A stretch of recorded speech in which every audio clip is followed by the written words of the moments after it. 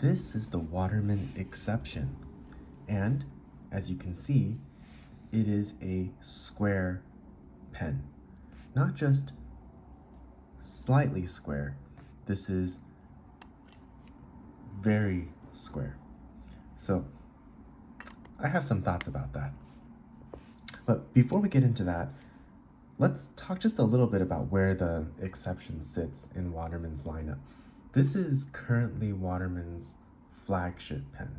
So it sits above pens like the Waterman Expert and above the entry-level hemisphere pens and things like that. So this is really, aside from special editions, the best that Waterman offers.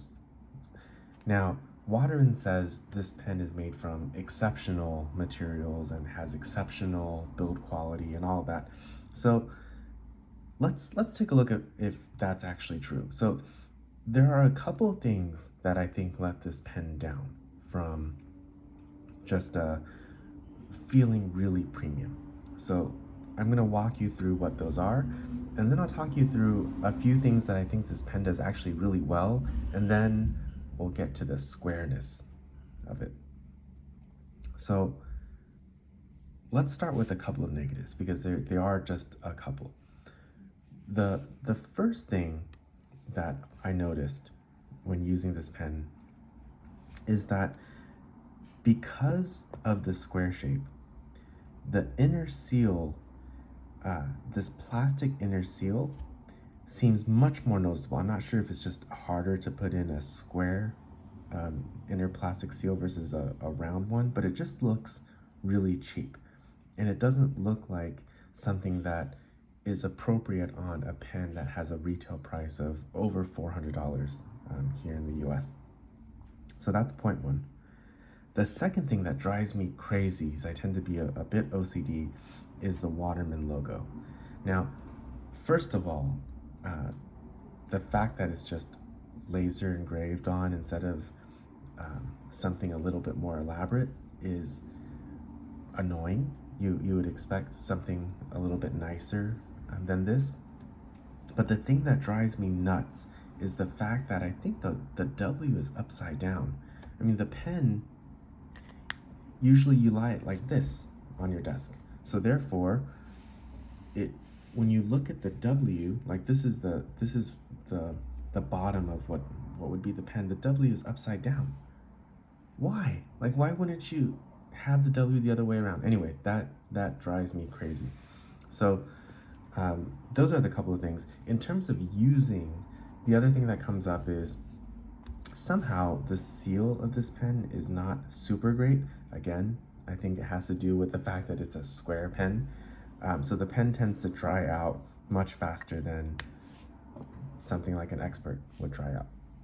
So those are the negatives. Now, compared to the Expert, this is a much nicer pen. So the finishings on the ends are metal instead of plastic. The quality of the polishing is all really nice. I especially enjoy this, I don't even know what this is called, the cap at the back of the pen. It's really nicely polished. I mean, it gets fingerprints on it all the time, but if I clean it real quick, you can see, well, that didn't do a really good job.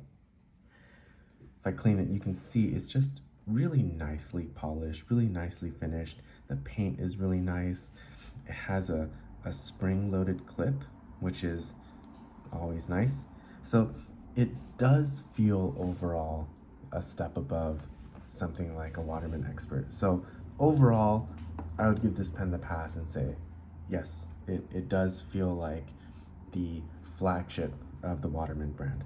So let's talk really quickly about the nib, because this comes in Waterman's rather elusive 18 karat gold nib these days. You can get this nib on the Expert as well. So if you compare the nib sizes, you can see it's approximately the same size as the nib on the Expert, and you can get an 18 karat version of the Expert, but that's a fairly seldom seen model. And the Exception is a fairly seldom seen model. So this nib is not the easiest to come by, which I think is a shame because this nib is actually, in my opinion, the best part of this pen. So this is a Waterman 18 karat. This is a fine, and this is the Exception. So this nib is really nice. It has a slight amount of feedback when you write, but it's very distinctive. It doesn't feel like that pencil feedback that you get from Sailor pens. It's just a very, very pleasant, subtle feedback. It's very nice to use. It's really nicely tuned. This ink is Waterman. I think it's called Tender Purple. Waterman inks tend to be a bit dry, so when I use Waterman inks in Pilot pens, Platinum pens, they tend to run dry, but it's so nicely tuned here, but it's not too wet, it's not too dry. I have nothing but good things to say about this nib. So it's a shame that this nib is not more widely available. Now let's get to the elephant in the room. This is a square pen. And like I said earlier, it is very square. It is unapologetically square. This is a case of people trying to innovate for the sake of innovating, being different for the sake of being different.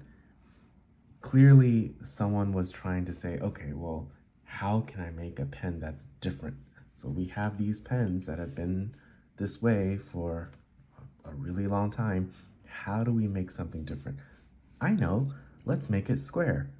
Well, you could argue there's one benefit of the square body in that the pen doesn't roll around, but that's largely been solved with caps or roll stops already. So I don't know how much of a benefit that is. You could argue that it's different to look at it, and it certainly is, but the purpose of a pen is that you're able to write with it. And when you write with this, initially, because I've written with this pen for the past week to really get my thoughts together for this video, and when you write with the pen, the nib is excellent. And then you kind of get used to the section and you think, this is okay. So you never think it's great. It's always a little bit awkward, but you think, okay, I think this is fine. But the moment you pick up a round pen, like this is a similar, something similar in the price range from a street price perspective, this is a Platinum 3776. The moment you pick up a round pen, it just feels so much nicer. It's so much more comfortable to use. And it doesn't have to be a nice round pen. You can pick up a $20 Pentel fountain pen, and immediately it just feels so much nicer to use. And you wonder, why were they trying to do a square pen? Like, what's the benefit again? Because it is really significantly less comfortable to use this pen. So this, I think, is a case of being different for the sake of being different. It's a nice conversation piece. It's kind of cool to have on your desk. If you pick one of these up at the extremely discounted prices that they sometimes go for, so similar to the price of, let's say, a gold nib Parker Sonnet, then I think there's some value there. That the nib is excellent. It's certainly unique. I do enjoy picking up this pen every once in a while and writing with it briefly, just to remind myself why I think square pens are a bad idea, and then I tuck it away and don't see it again for several months. But I think if you can get it for a very discounted price, it's an interesting pen.